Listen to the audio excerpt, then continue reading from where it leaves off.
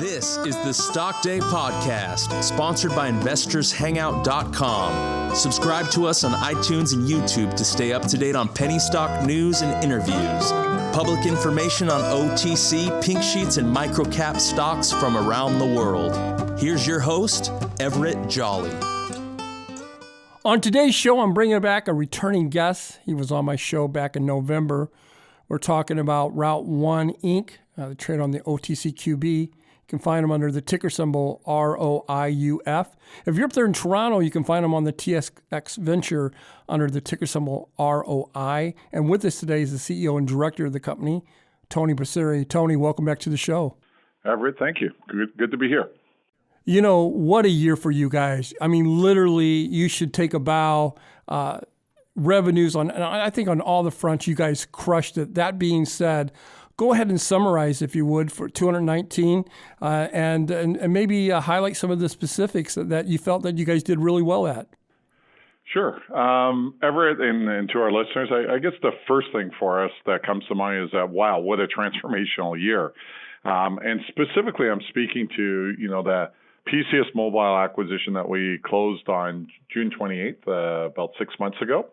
Not only did it add revenue and EBITDA and accounts, it added a lot of talent. And ultimately, our ability as a business to execute is going to be based off of the people that go to market for us, that develop the technologies, that support our clients. And we're thrilled with the acquisition on so many fronts. And those metrics can be seen with the results we deliver, but for internally, we see it with the type of breadth and depth of talent that we have. The acquisition also added for us the Genetec relationship. And more specifically, we're going to market now with our AutoView technology in the license plate recognition space. Why we're so excited about it is it's our entry into the video-based solutions or outcomes marketplace. And by the way, when we talk about outcome, it's a word that's become very important to us, and it's how we are going to market. And I'm going to talk a little bit more about that today, I suspect, as we capture the year in review and address some of the things we're going to do going forward here. The second thing that really defines our transformation this year is the new technologies we brought to market. And specifically, I'm thinking of ScreenStop, the screen masking technology. It's, again, a reflection of us addressing our clients' requirements and creating an outcome for them that not only addresses a current scenario for them, but it's going to evolve their business forward, that's going to improve their profitability or put them in a better competitive position or address contingent liabilities. And in this case with ScreenStop, it's an example of adding a unique technology, let's call it arrow, to our outcomes quiver. And, a friend of mine once used a quote, and I love referencing it, so why don't I play it out here? So from our perspective, it's about having the big hat and the cattle. And the quote my friend used to say to me is, never be the man with big hat and no cattle. In many ways, I think when we go to market and we address our clients' challenges and it's an outcomes-based approach, as we build and create new technologies, it just adds to the quiver of unique things that we can bring our client that are unique to us. I agree. Yeah, and I think that the third part or the third element of a transformational year obviously goes to the financial metrics. And you touched on that early on in this conversation, is that, in Q3, we laid out a quarter where we delivered in Canadian dollars, slightly shy of $9 million of revenue, and earnings before interest, taxes, depreciation, amortization, or as we like to say, EBITDA, of about $750,000, $744,000. And I think about all those things coming together, and I say, wow, are we ever in a position, to take ourselves to the next step and really go quite deep? And so I don't want to go too far with this question, but I talked about being a transformational year.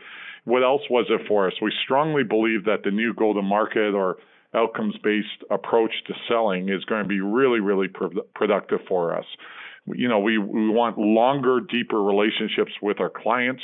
It's not about selling a product. It's about putting them in a better position. And they're going to keep on coming back to us because we're an answer to their problems. We're also providing them insights and abilities to get ahead of their competition. Where I'm going to with this is that there's many things that we're doing that would characterize the year for us. But I could ramble on here for a while, so I'll shut up and allow this conversation to be interactive.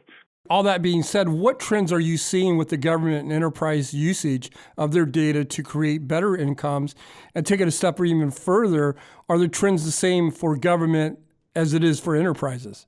Yeah, I think there's a bunch of things I could answer there, but there continues to be a real strong concern over data breaches. Historical paradigms are being challenged on how you support a mobile workforce, and simplistically, VPNs are not the answer going forward for the support of mobile workforce. I mean, data breaches have been around for a while, but it's funny, that sometimes the way we approach the issue of mobility doesn't really get the attention that's needed until something really dramatic happens for a specific firm. I think we keep on moving that ball down the path towards more secure approaches to supporting a more diverse mobile workforce. So that would be my first comment. From a federal government perspective, specific to it, I think Washington continues to pursue new ways of or better ways of authenticating their workforce. One of the common themes today is derived credentials, which is taking a derivation of a full-size smart card and using that as a way of authenticating their user. We have a horse in that race. It's called Derive ID. We're working with some of the key policy-making groups, whether that be DISA on the DoD side, and working with them to make it easier for their workers to authenticate themselves, but still keeping a very high standard of user authentication. And if I want to tip my hat as an acknowledgement to government here, and quite often we criticize government, at the federal level, it's my view that the things they're doing around user authentication are quite advanced off in what we see in the enterprise or the private sector. So we're excited to be participating. A third trend there is that video continues to grow in its use to provide a safer work environment for our public safety officers. I'm thinking about police officers and identifying threats before harm happens to them. And video continues to be a tool to act on revenue models currently available to communities that are poorly executed on. Quite often, our communities are struggling to meet their budget requirements. They already have on the books rules or revenue tools, but they don't know how to actualize on it, so they collect. And video, whether it's license plate recognition technology to ensure people are paying parking tickets or the like, is a tool that I think local, state, and feds are going to be able to use to enforce revenue that's available to them. So for us, it's a large area of new interest that complements many of the things we've done on the traditional data arena. My last comment about trends, I guess, would go specific to, data analytics, and that quite often we talk about artificial intelligence or machine learning. Boy, oh boy, it's our view, and based off of dealing with manufacturing America for a term here, is that until they start embracing the fact that there is data that's available and they start using it to look at making better decisions, forget about AI and machine learning. We need to get corporate America engaged with the data they're already creating, to extract it on a real-time basis and make quality decisions from that. That then puts them in the position that AI and machine learning can be relevant to them. But let's not kid ourselves. We have a long way to go with corporate America or the manufacturing side of the house here in using data to make better decisions. And that does not mean taking on data security risks or PII risks. It means just using the information they have available to them. So those would be the four largest trends, I think, that we're engaged with, that we see are relevant for us, and we move forward into 2020 wanting to address it. Well said. Well said. Speaking of 2020, what are your goals here in the first, say, 2 or 3 quarters? Yeah. And before I go right at that, Everett, I think one of the things that I don't know if I fleshed out fully when I talked about, the year in review, I just want to touch real quickly on employees or talent more specifically. You're probably aware there's been a lot of chatter over the last couple of quarters around corporations and is their responsibility only to delivering earnings to shareholders. And and there's been this wrestling about what about our give back to our communities and our employees? Where's that fit relative to shareholder returns? And I want to make a quick comment on that because I think it's really important about the way we run our business and what we have here at Route1. I don't think the fact that we have a responsibility to shareholders and corporate financial metrics is inconsistent with being engaged in our communities. I've always been a believer, and I think we walk the talk here at Route1 around the fact that if your employees find that they have a career versus a job, and that career is engaging for them, it's intellectually stimulating for them, and it pays them well, you're actually investing in your community. And I strongly believe that both of those things are work in parallel or work well together. If you have an engaged workforce that's talent, people have careers, and they're earning appropriate amounts of money, and they're engaged in their community as a result, you're building vibrant communities where there's opportunities for people to invest with a company longer term. And again, as a shareholder, I want to know that the company I'm investing in has people that are engaged, take their career seriously, and giving everything they have. And I think those two things work hand in hand. And that would be my comment. And I neglected to mention that when I talked about what 2019 meant for us. I talked about the talent that was acquired as a result of the acquisition of PCS Mobile. But holistically speaking, I think we've taken a major step forward now with a team of 50 to 60 people that are engaged.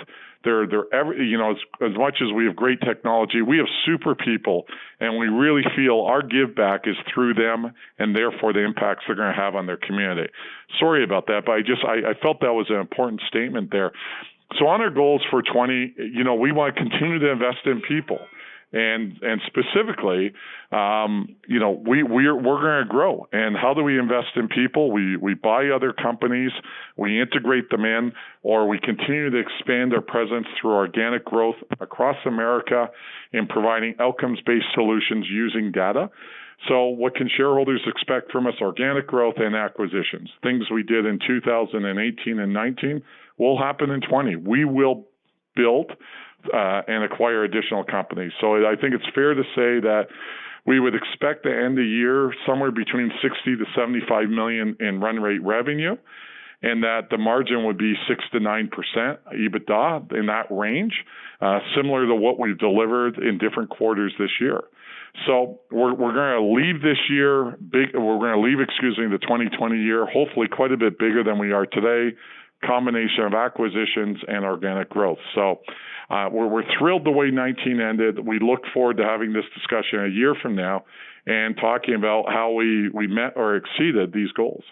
My guest today has been Route1. You can find them on the OTCQB under the ticker symbol ROIUF. If you're up there in Toronto, look them up on the TSX. You can find them under the ticker symbol ROI.